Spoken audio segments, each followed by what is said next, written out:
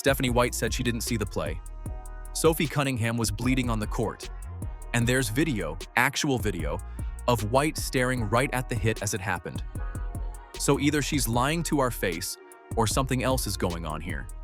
There's footage sitting out there right now of Stephanie White and DiJonai Carrington before the flagrant attack on Sophie Cunningham happened.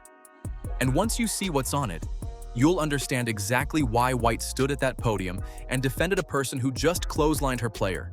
Patrick Bet-David got his hands on it. This isn't a coach who got caught off guard. This is a coach who's known exactly what Carrington is capable of for years and used it. Who should get fired first, Carrington or Stephanie White? Let me know down in the comments below. I didn't see she says I did not see the foul in her message. Play in the last game. I didn't see the play in real time. That's her in the back. You sure about that? You sure about that? Straight to a press conference. So you can pause it right there. And that's her right there. That's her in the back. Before we talk about Patrick Bet-David exposing all the lies, let's talk about the play itself first. Sophie Cunningham is going in for a breakaway layup, easy 2 points, and DiJonai Carrington comes from behind with her left arm and catches Cunningham right in the head and neck area. Not a shoulder bump, not a reach-in, a full-on clothesline to the head. Cunningham crashes to the floor and comes up with blood in her mouth. The refs originally call it a flagrant one, which already tells you it was bad, but after they go back and review it, they upgrade it to a flagrant 2. That upgrade matters. Referee Maj Forsberg said afterward, there was wind-up, impact, and follow-through on the play, meaning this wasn't a basketball play that got out of hand. It had all 3 phases of a deliberate hit.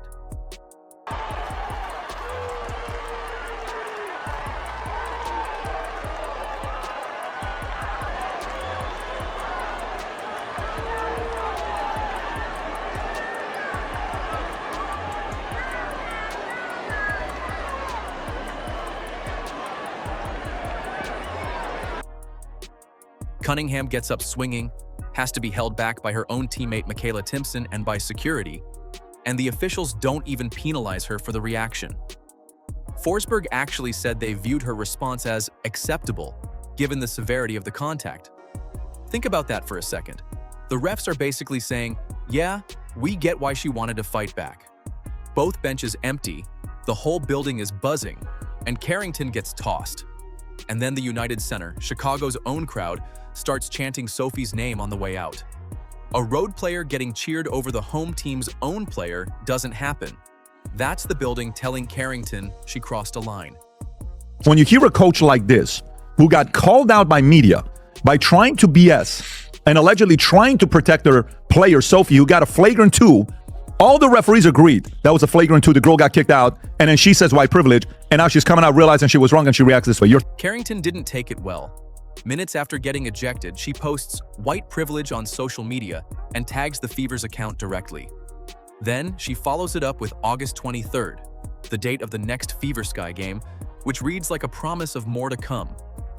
That post turns a hard foul into a national race conversation overnight, pulling in people who've never watched a WNBA game in their life. Cunningham responds by pointing out she got ejected for the same type of play last year against JC Sheldon and owned it. No excuses, no race card. DiJonai, did you, when you went and kind of swatted at Caitlyn, did you intend to hit her in the eye? And if so, could you just, or if not, either way, could you talk about what happened on that play? I don't even know why I would intend to hit anybody in the eye. That doesn't even make sense to me. But no, I didn't. I didn't know I hit her, actually. I was trying to make a play on the ball, and I guess I followed through and I hit her. So obviously it's never intentional. That's not even like the type of player that I am. And this isn't new for Carrington. Fever fans remember the eye poke on Caitlyn Clark in the 2024 playoffs. The hair pulls, the undercuts, the reckless play that even injured her own teammate going for a foul on someone else. This is a pattern, not a one-time loss of control. But the real story isn't just what Carrington did on that court. It's what her own former coach said about it 2 days later. Keep in mind, none of them have yet to address the white privilege comments. None of these people, whether it's ESPN, whether it's Metheny, none of them have ever addressed the white privilege tweet. They've all dodged it and all of the phone hold sideways crew, the Indiana Fever media, the Chloe Petersons, the Hanks, the Tony Easts, James Boyd, none of those four stooges have asked them about the white privilege comment since that took place. You hate to see it. I believe somebody asked them in the post-game following directly, but since then, they have not been asked about it. Why would a head coach tell you she didn't see a play that happened 10 feet from her own bench? That's the question nobody in Indiana could get past once the tape started circulating. And honestly, it's the question that kicks this whole thing wide open. Right after the game, Stephanie White didn't say she missed the play. She described it. She called it a hard foul, said she didn't think Carrington meant to catch Cunningham across the neck, but then pivoted straight into praising her. One of the things about Nay is that she's going to play her butt off, man. She's going to compete. Nobody's going to go walking in for a layup. That's not a coach who missed the play. That's a coach who watched it and picked a side, and it wasn't her own players. I don't oppose the hard foul, but I also don't think that she intentionally went for the net. I listened to that whole post-game news conference by Stephanie White. There was no mention of Sophie Cunningham or any support for her own player. And remember last week when I told you about it on the show, when Sophie was elbowed in the face in another game and the officials gave Sophie Cunningham the foul and Stephanie White looked like a spectator because she didn't get up out of her seat to argue that call even after a video review let the call stand? That's Sophie's coach. She never supports Sophie Cunningham, ever. Then, 3 days later, the story changes completely. At her next pre-game press conference, White claims she didn't see the play in real time and went straight to the podium without reviewing it. Except broadcast footage shows her head turned directly toward the play as it happens, tracking it start to finish. Patrick Bet-David put the clip up and just said it plain. That's her right there in the picture, and that's the foul. What do you mean you can't see the foul? Stephen A. Smith asked the same thing a different way, wondering how a head coach standing on the sideline, actively coaching the game, somehow misses a clothesline 10 feet away. We are united. We are connected. We will not be divided. Every day these women put their on the line. Every day. When they go low, we go high. Love will win. Grace will win. Humility will win. And kindness will win. I stand by them. I will always stand by them. Everybody else can go to hell. The footage that really did the damage isn't even the foul itself. Cunningham is on the ground bleeding, and White jogs straight past her own player to go check on Carrington first. Actions like that don't need commentary.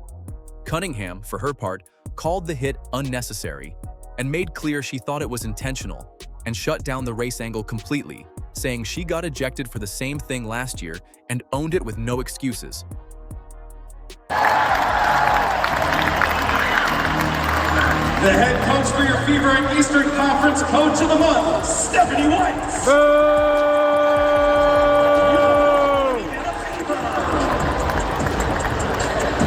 God, I wish they'd fire her already. Fans didn't forget any of it. At Indiana's next home game, White got booed during introductions in her own building as the home coach. Stephen A. Smith couldn't get over it either. You ain't the road team, you're the home team, you're the home coach, and they're booing you. Then Indiana's own Lieutenant Governor, Micah Beckwith, posted publicly that the Fever needed to let White go, saying no solid coach takes the side of the player who committed a flagrant foul against her own team. How are you the head coach on the sideline during the play, covering the game, or coaching the game, and you didn't see the play? I'm just asking. I'm not saying it's impossible, but I'm like, what do you mean you didn't see the play? Well, you not watching? We saw it. You coaching the game. Up and down the court. It's your job to coach the game, watch the game. How did you not see the play? That's the moment this stopped being a bad quote and became a credibility problem. And it turns out this wasn't even the first time White pulled this exact move, because the last player she defended this way went straight after Caitlyn Clark's throat. Here's where Patrick Bet-David dropped the tape that changes everything. This isn't some random old interview. It's footage from Stephanie White's time running the Connecticut Sun, and it explains exactly why she stood at that podium and picked Carrington over her own player. White didn't just coach against DiJonai Carrington once or twice. She ran the Connecticut Sun for 2 full seasons, from 2023 to 2024, with Carrington on her roster the entire time. That's not a passing connection. That's 2 years of practices, film sessions, game plans, all built around what Carrington could do on defense. And what Carrington could do was get physical, right up against the line and sometimes over it. White didn't inherit that reputation. She helped build it, rep by rep, for 2 seasons straight.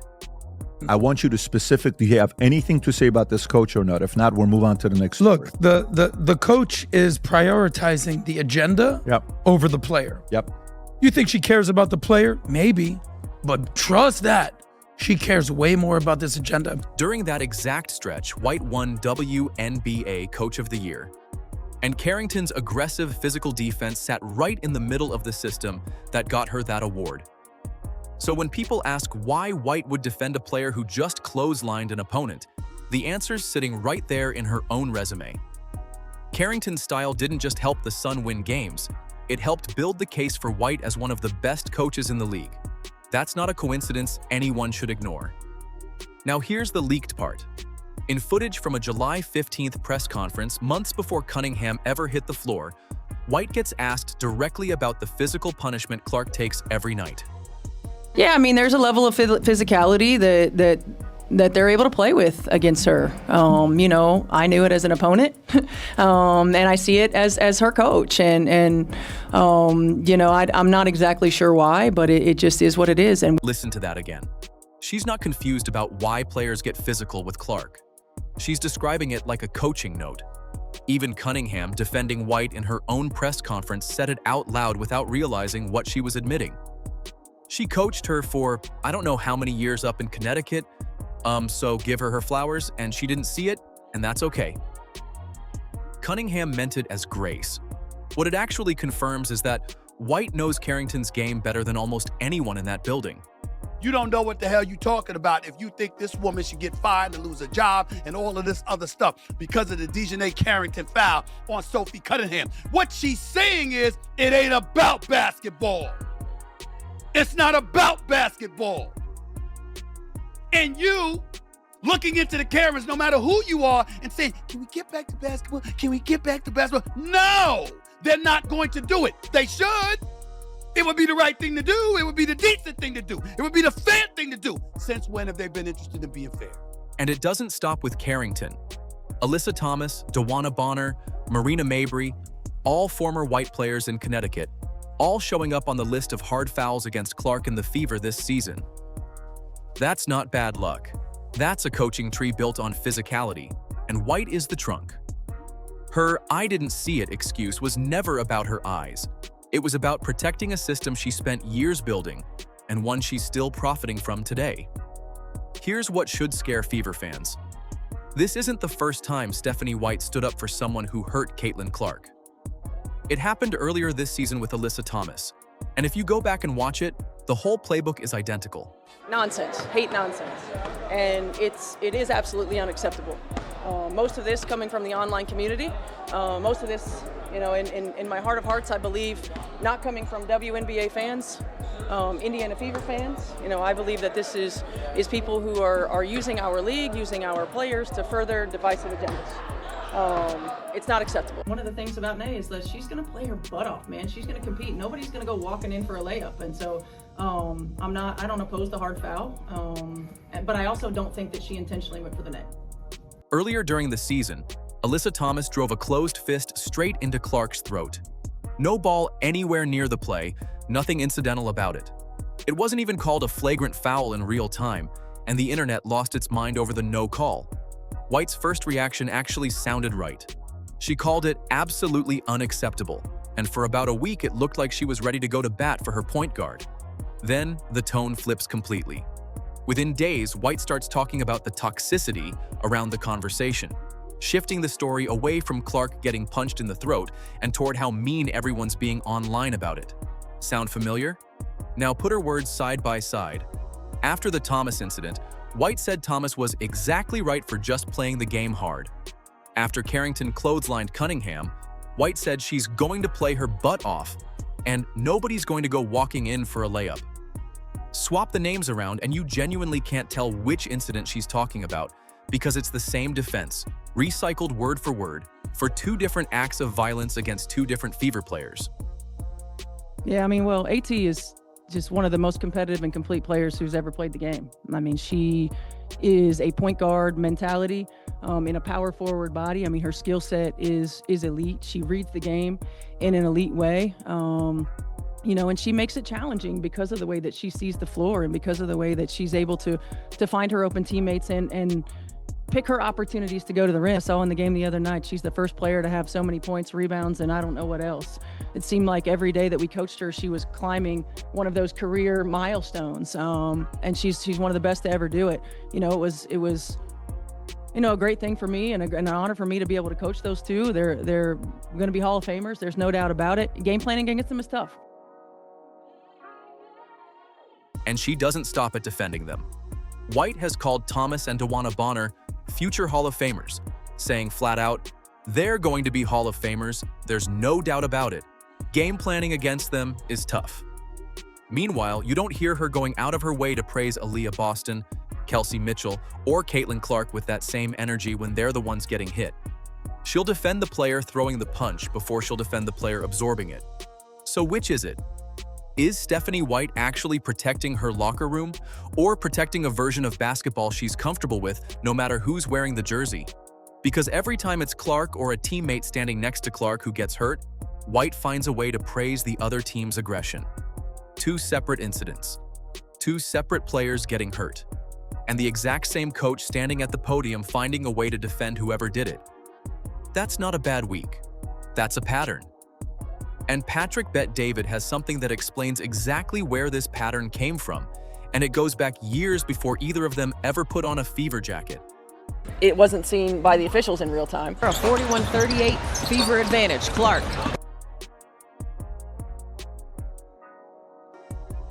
Defended by Hell, lost her footing. Yeah, I mean, there's a level of physicality that... Patrick Bet-David didn't just react to that tape, he stopped his entire show over it. He halted the broadcast and said flat out that when a coach enables violence and then lies to the press about it, she forfeits her right to lead a team, not loses the argument, forfeits the right to lead. That's the word he used, and he meant it literally, calling for immediate terminations live on air before he even finished breaking down the footage. What set him off wasn't just the clothesline anymore, it was the coordination behind covering it up. Bet-David played the leaked audio sentence by sentence, showing White and her coaching staff actively working out how to spin the story, which words to use, how to downplay the hit, how to shield Carrington from any real penalty from the league. That's not a coach getting caught off guard at a podium. That's a room full of people building a defense strategy before the cameras even turned on. Bet-David called it exactly what it looked like. Calculated, not careless. A mistake happens once and gets admitted. This got managed, word by word, like a crisis team handling a lawsuit instead of a basketball play. I didn't see. She says, I did not see the foul in her message. The play in the last game, I didn't see the play in real time. That's her in the back. You sure about that? You sure about that? Straight to a press conference. So you can pause it right there. And that's her right there. That's her in the back. Then the fan cam footage surfaced, shot from the baseline, catching an angle the official broadcast never showed. And this is the part that really buried her. You could see the weight shift before impact, the wind-up building, the follow-through after contact. Not a glancing accident. A closed decision made in real time, caught from an angle a coach with access to a dozen internal camera feeds and replay monitors had zero excuse for missing if a single fan with a phone caught it clean. Bet-David asked the obvious question. How does she have better equipment than a fan in section 114 and still say she didn't see it? So what does accountability actually look like from here? It starts with White standing in front of a camera and explaining herself for real. No dodging, no, I didn't see it. No pivot to praising the other player. Beyond that, it's on the league. Indiana's Lieutenant Governor Micah Beckwith already said publicly the Fever need to let her go, and State Representative Marlon Stutzman signed onto a letter with 10 other lawmakers demanding the commissioner actually address how Clark and the Fever are getting treated night after night. When state officials are writing letters about a foul call, the league doesn't get to sit on its hands and hope it blows over. Everybody's running from the big elephant in the room involving the WNBA and the latest with Coach Stephanie White of the Indiana Fever going on a little tirade during a post-game press conference because people were accusing her of not supporting her player after Sophie Cunningham was essentially, knocked upside the damn head by DiJonai Carrington, and she didn't speak up fervently enough on behalf of Sophie Cunningham and was complimentary of DiJonai Carrington. Now here's what actually matters going forward. One coach, one bad podium answer, one leaked tape. None of that is bigger than what Caitlyn Clark is building in Indiana. The Fever's roster isn't defined by Stephanie White's choices at a press conference. It's defined by Clark running the point, by Boston controlling the paint, by Mitchell and Hull knocking down shots when the defense collapses on Clark. That's the actual team. White's excuses don't shoot the ball and they don't guard anybody. Indiana heads into the 2026 playoffs with Clark firmly in the MVP conversation and a roster built to compete for a championship, noise or no noise. The league can't afford to let this coaching controversy define the story of a team this talented. Carrington's flagrant, White's cover story, the leaked tape, all of it fades if Indiana does what it's built to do, which is win games and put Clark's name in the record books where it belongs. The tape exposed the coach. It's the team that gets to answer back. Who should get fired first, Carrington or Stephanie White? Let me know down in the comments below. And don't forget to like, subscribe, and turn on all notifications as we're bringing you all the action and top stories. Click the video on the screen, and we'll see you in the next one.